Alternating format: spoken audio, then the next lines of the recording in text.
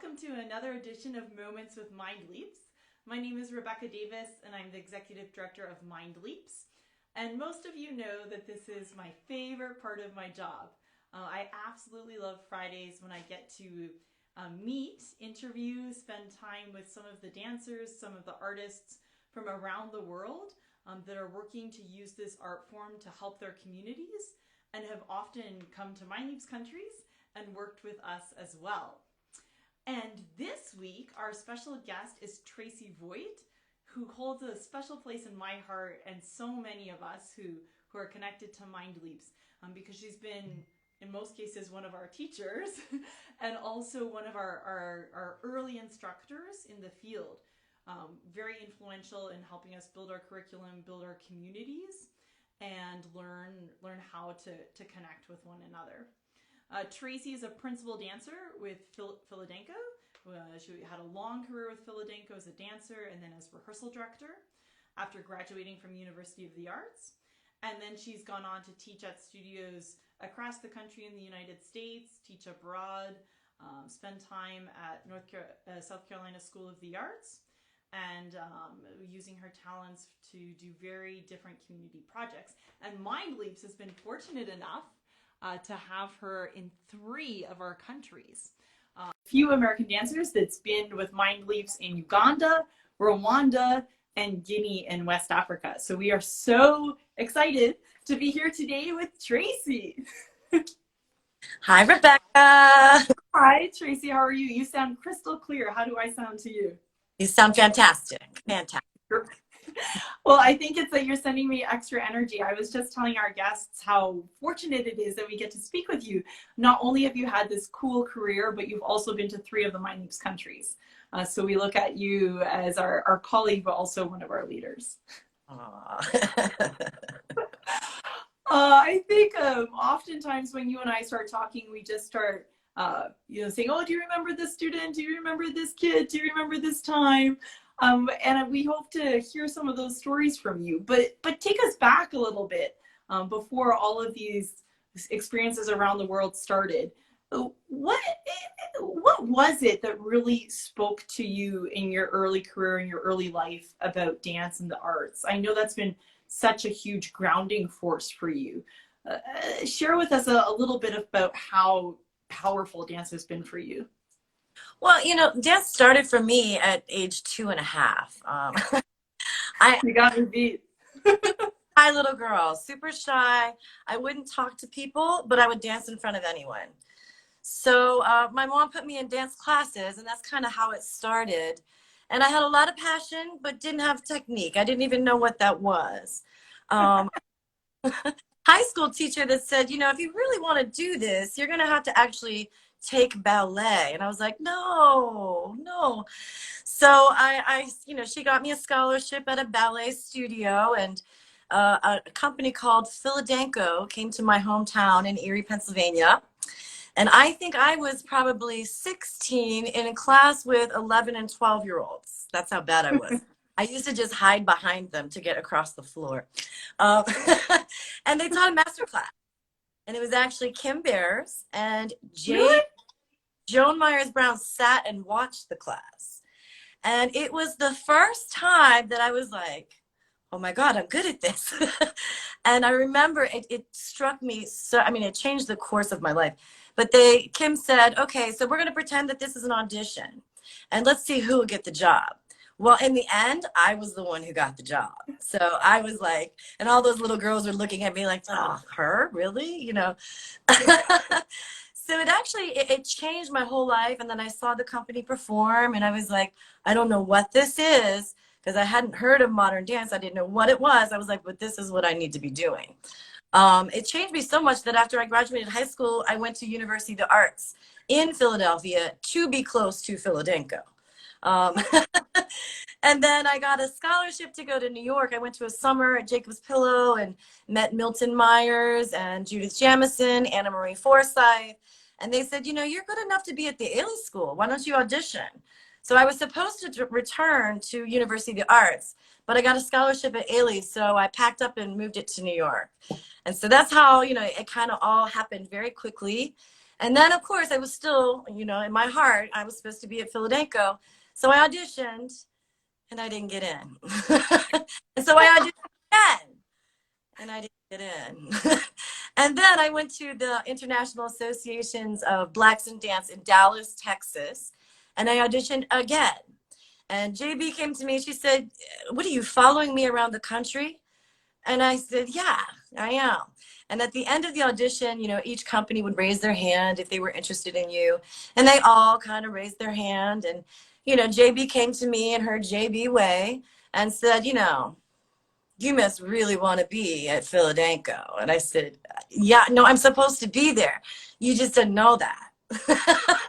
So she took me in, and I finally, after 3 times, I got into Philadanco. And I had a 12-year career there at Philadanco. And, you know, I retired once, and I thought I was done dancing. And then I went through a lot of loss. My father passed away from cancer. I had a childhood sweetheart that I was planning to marry. He passed away at 31. And so it led me right back to dance. That was the thing. I remember calling JB and saying, "Oh my God, I have to be dancing. I have to be dancing." And so that's how it, you know, it kind of saved me in that way, because that way, you know, when you're trying to remember what the choreography is, you don't have time to think about all that sadness and that loss. So that's how kind of how my journey went. And then, you know, again, knowing the power of that masterclass. So JB had me teach master classes for Philadanco. And I just, you know, I fell in love with it because I was that kid that, you know, Kim Bears made that comment and it completely changed my life. So I always loved that part of the doing the, you know, the master classes. And it was hard for me to adjust to class with the same kids all the time because I take class as if this is the one time they get, you know. But I've learned how to do it. So now I'm in the teaching realm, and, you know, and now my students are starting to teach, which is, you know, crazy because I'm only 21. I don't know how all that happened. Tracy, this is so crazy. I've heard, I know the latter part of this story, but I never knew that your first kind of real kind of touch point, or the time when it clicked for you, was also Philadanco. I just thought that you started your professional career with it. I did know that you stalked JB around the country, though. I think that might be common knowledge now in the dance world in America. But I also, I think that the lesson that you've taught me and so many people is that even when something is sure in your mind, you still have to prove it to everyone else, and you just still have to keep going and going and going and going. And that's one of the things that Tracy did with me when she was the rehearsal director for my former dance company. And I would turn to Tracy and be like, "This isn't working." And Tracy would be like, "No, we're just going to go again and again and again and again." I think what's really cool, Tracy, is like how you have felt dance in your life and then had this huge professional career, but then like had another kind of, I don't know, level of reflection or understanding how powerful the teaching part of it is. I think like a lot of dancers end up teaching, but so many of us who've had the chance to work with you like see you so much as like a teacher in the way that you approach students. And you commented here that it's different when you have kids all the time, or if you have new kids just once. And I wonder if you can share with us a little bit, like, how is it different than when you travel to a new country or you go to a new community in the United States, which you've done many times, and then start that whole experience again? Well, you know, it's different in that, but it's the same. You know, it's easy in that one class to have that constant energy, but to continually do that and find, I find now that my students teach me more than I teach them half the time. You know, technology, you know. I've learned what a dongle is. That's the thing you plug into your iPhone to go. Okay, this is why you're my teacher. I had no idea. I learned certain movements have a name. This is called shampoo, Rebecca. Shampoo. Really? Huh. Yeah, over the head and back, shampoo. Okay, this is going to go into my next curriculum. Yeah, you know, and finding that joy and just, you know, being open and not thinking that you kind of know it all. You know, I feel like I'm constantly learning, and it's constantly, what I give them, they give back to me. So if I come in there every time excited about what I do, they have that excitement as well. I mean, I especially love to teach little kids, because little kids, you can still convince them. They're like, no, lateral teeth are so cool. Coccyx balance is the best thing in the world. And they're like, yes. I mean, to see little kids, when you say, okay, are we going to do our coccyx balance, which is an abdominal thing? They're like, yes, Miss Tracy, I love those. And I love like creating that, that fun and that not that dread of, oh no, here it comes, So I kind of like that part of the teaching thing. I think, yeah. I mean, now like there's this kind of new body of research that's coming up about how like dance and the arts are play. And I think like dance teachers have known that from the beginning, is that, sure, you're working on difficult techniques. Yes, you have to take ballet class. But there's a part of it that's like when you understand like, wow, we get to play, we get to explore both with our mind and our body, it really becomes like an art form. And I think that's one of the reasons why so many of the people that I see joining here really like connected with you even when you were traveling abroad for Mindleaps. Frank, one of our first students ever in Uganda, Francois, who's now a teacher in Mindleaps Uganda, Olivier, who you taught, who's also now a teacher, Bashir, all of these people who you've been formative in their early years, and then they've like grown up inside organizations to give back.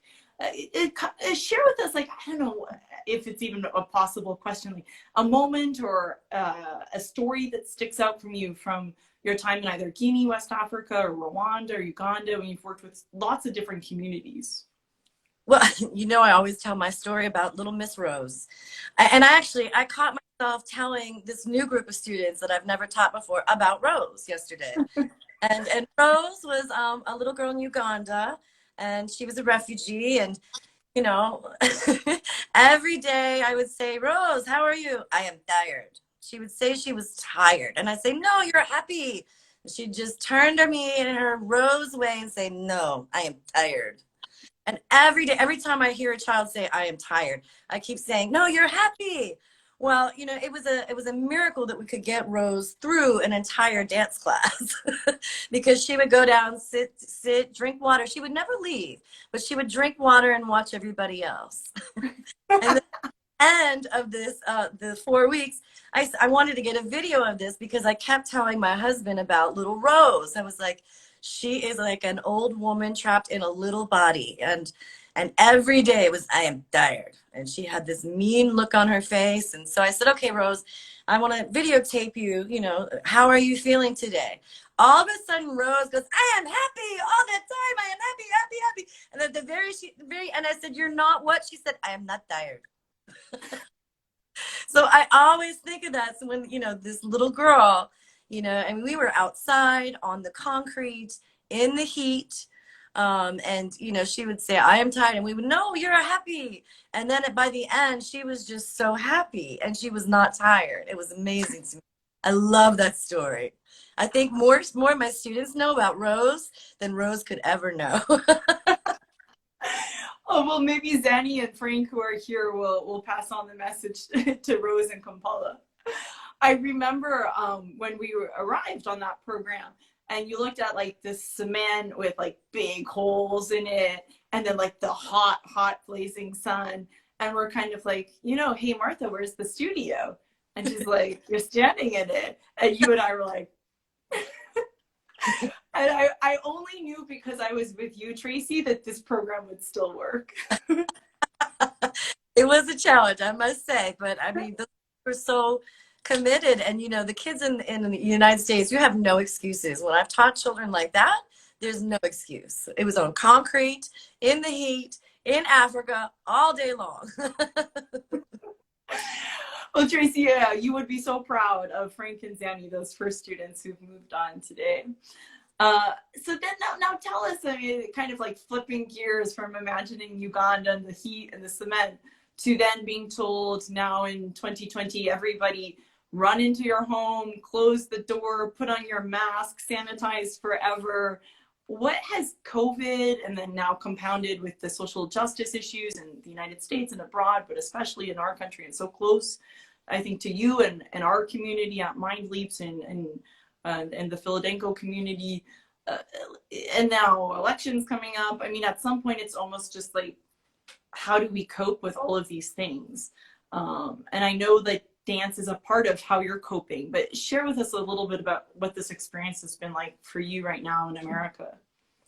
Well, it's been a big change because, that's part of my life is that energy and being with those kids, and to have that completely shut down and to be stuck in a house with a little dog and a cat, you know, was like, what?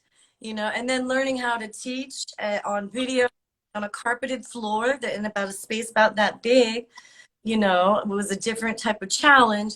But I realized that, it kind of, I had to relearn that energy and how to motivate. Yeah, because it's easy to become unmotivated in this situation. I often think of, the dancers coming about now and how do you persevere when dance isn't really a career right now. It's not really there. And, it's kind of like my trip through, Philadanco is that, I didn't know if it was possible, right? But I had this in my spirit. I knew that this is the track I had to go, and I just kind of had faith, and even time when she shut the door on me, I still had that faith that this too will come to pass. And I think about that now because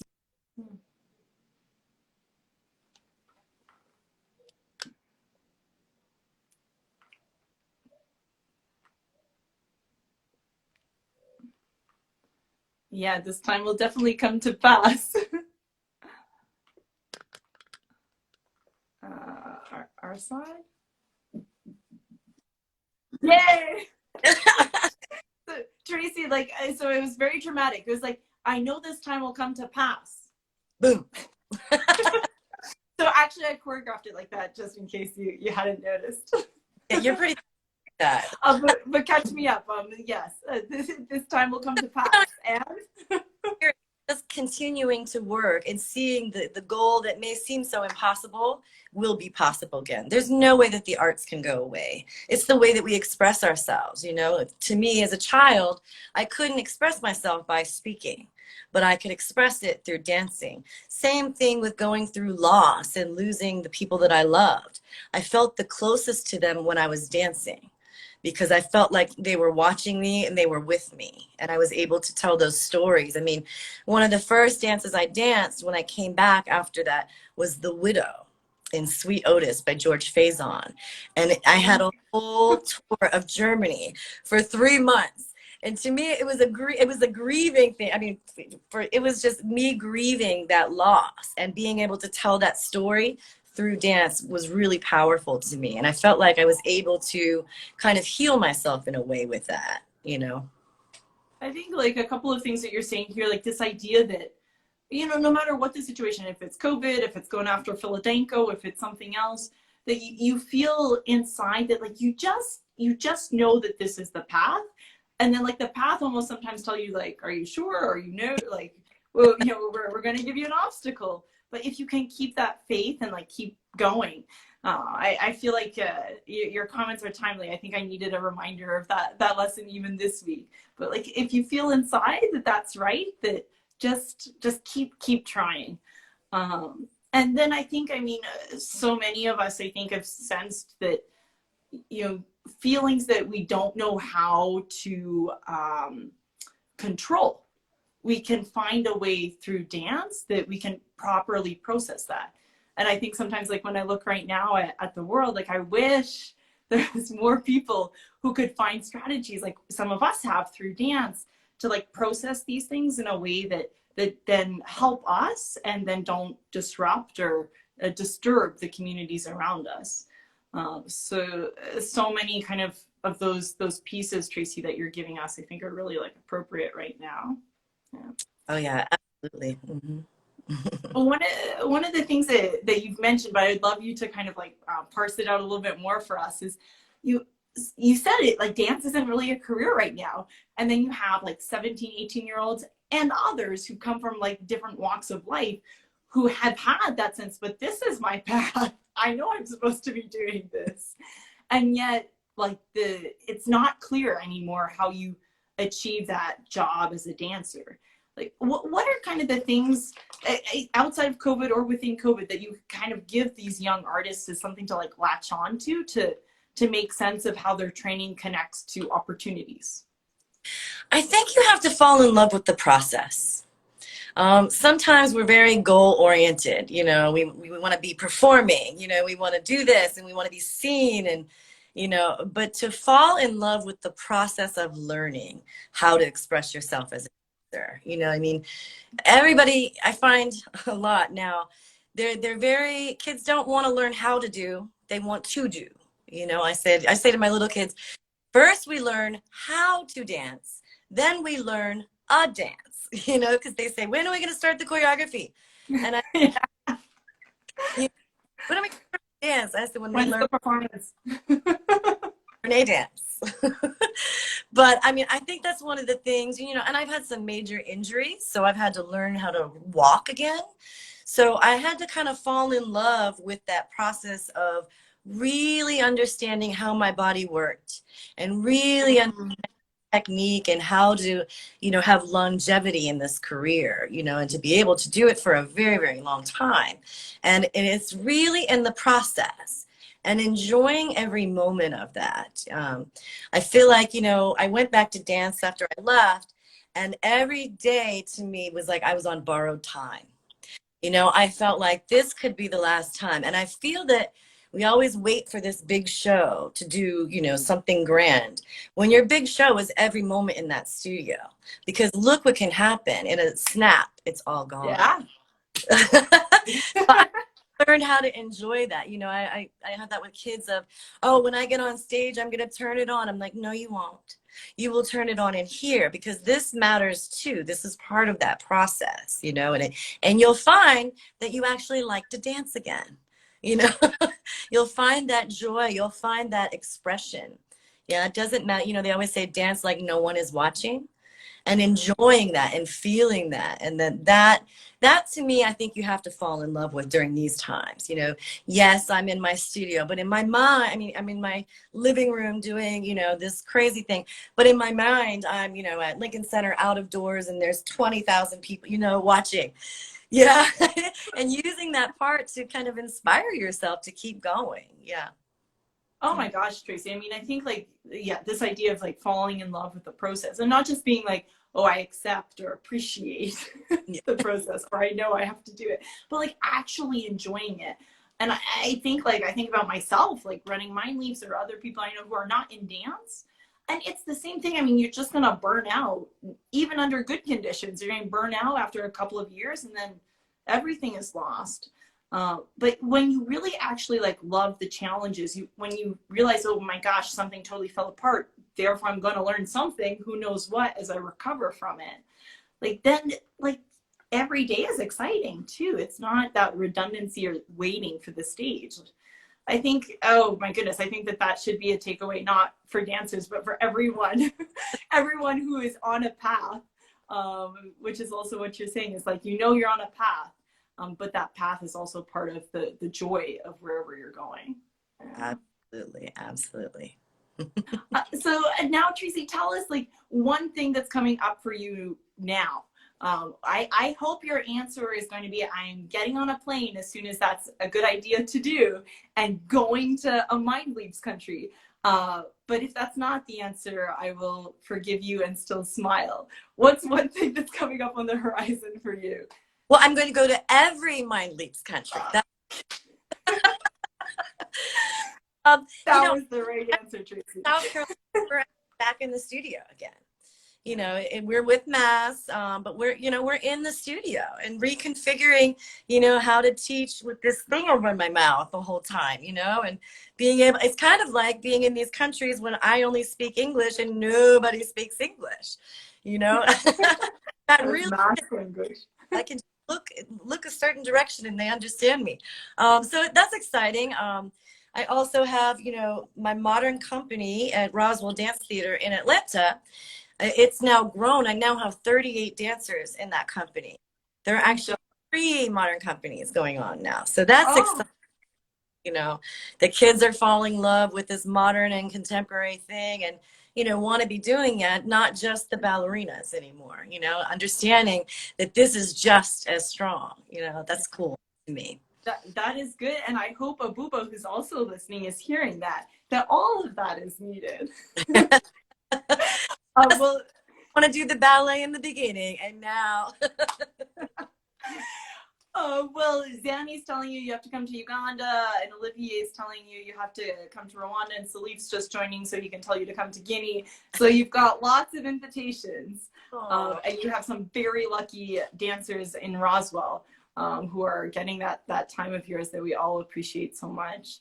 Tracy, thank you so much for taking this time with Mindleaps. You are such a leader, more than a teacher. You're really a leader for so many of us who are in this field and building Mindleaps. And we're just so, so grateful. Oh, thank you, Rebecca. I love you. Okay, well, we're gonna sign off here so I can call Tracy and talk about travel plans. To all of our guests, thank you so much for joining us, and we'll see you next week. Thank you, Tracy. You're welcome. I'm gonna go do my lateral now. Okay, flat back.